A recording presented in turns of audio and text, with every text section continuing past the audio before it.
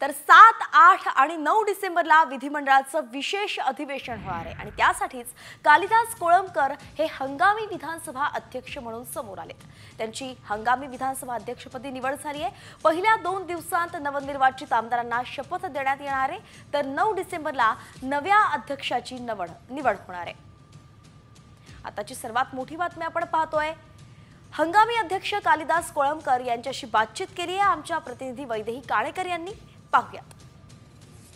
बाबासाहेब आंबेडकर यांना अभिवादन करून आता अनेक खरतर मान्यवर सध्या पुढील कामासाठी निघालेले बघायला मिळत आहेत आणि या ठिकाणी कालिदास कोळंबकर एकदम रिलॅक्स मध्ये कॉफी देखील पिताना बघायला मिळतात। कॉफीचा आस्वाद तर घेत आहेत, मात्र हंगामी अध्यक्षपद याचं खरं तर शपथ ते घेणार आहेत। आपल्यासोबत स्वतः कालिदास कोळंबकर सर आहेत। जे आमच्या पक्षामध्ये मेजॉरिटी आहे यांची मेन ताकद देवेंद्रजी आहे। देवेंद्रजींच्यामुळे हे संपूर्ण हे आज चित्र दिसते। पक्ष वाढवण्यासाठी अनेक समीकरणं केली हायकमांडने, परंतु देवेंद्रजीने जे काम केलं आहे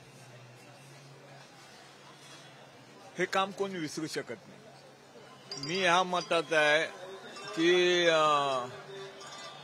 पक्षाने मला ती संधी द्यावी आणि उद्याच्या भविष्याच्या कॉर्पोरेशनमध्ये मी पक्षाला न्याय देईन, मी न्याय देईन। कॅमेरापर्सन गणेश सह वैदेही काळेकर, साम टीव्ही न्यूज, मुंबई।